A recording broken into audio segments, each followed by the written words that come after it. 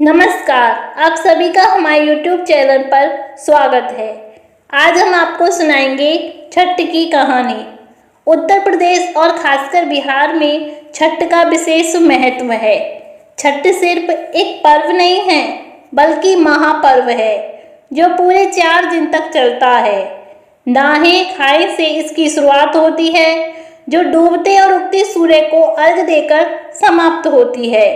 यह पर्व साल में 2 बार मनाया जाता है, पहली बार चैत्र में और दूसरी बार कार्तिक में। चैत्र शुक्ल पक्ष षष्ठी पर मनाए जाने वाले छठ पर्व को चैती छठ और कार्तिक शुक्ल पक्ष षष्ठी पर मनाए जाने वाले पर्व को कार्तिकी छठ कहा जाता है। पारिवारिक सुख समृद्धि और मनोवांछित फल प्राप्ति के लिए यह पर्व मनाया जाता है।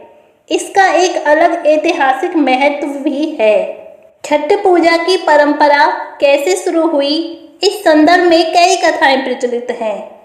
एक मान्यता के अनुसार जब राम सीता 14 साल के वनवास के बाद अयोध्या लौटे थे, तब रावण वध के पाप से मुक्त होने के लिए उन्होंने ऋषि मुनियों के आदेश पर राज्य सूर्य यज्ञ करने का फैसला लिया। पूजा के लिए उन्होंने मुग्दल ऋषि को आमंत्रित किया। मुग्दल ऋषि ने मां सीता पर गंगाजल छिड़ककर पवित्र किया और कार्तिक मास के शुक्ल पक्ष की षष्ठी तिथि को सूर्य देव की उपासना करने का आदेश दिया। इससे सीता ने मुग्दल ऋषि के आश्रम में रहकर 6 दिनों तक सूर्यदेव भगवान की पूजा की थी। सप्तमी को सूर्य उदय के समय फिर से अनुष्ठान कर सूर्य देव से आशीर्वाद प्राप्त किया था।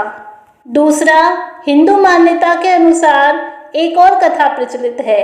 छठ पर्व की शुरुआत महाभारत काल से भी हुई थी। इस पर्व को सबसे पहले सूर्यपुत्र कर्ण ने सूर्य की पूजा करके शुरू किया था। कहा जाता है कि कर्ण भगवान सूर्य के परम भक्त थे और वो रोज घंटों तक पानी में खड़े होकर उन्हें अर्घ देते थे।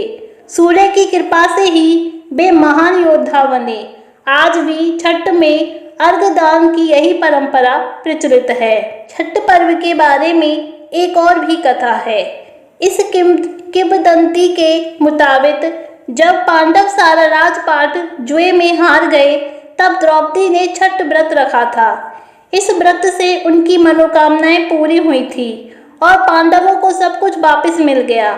लोक परंपरा के अनुसार सूर्य देव और छठी मैया का संबंध भाई बहन का है, इसलिए छठ के मौके पर सूर्य की आराधना फलदायी मानी गई है।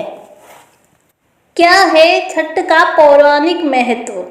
इन कथाओं के अलावा एक और किंवदंती भी प्रचलित है। पुराणों के अनुसार प्रियव्रत नाम का एक राजा की कोई संतान नहीं थी, इसलिए उसने हर जतन कर डाले, लेकिन कोई फायदा नहीं हुआ। तब उस राजा को संतान प्राप्ति के लिए महर्षि कश्यप ने उसे पुत्रयष्टि यज्ञ करने का परामर्श दिया। यज्ञ के बाद महारानी ने एक पुत्र को जन्म दिया, लेकिन वह मरा हुआ पैदा हुआ। राजा के मृत बच्चे की सूचना से पूरे नगर में शोक छा गया।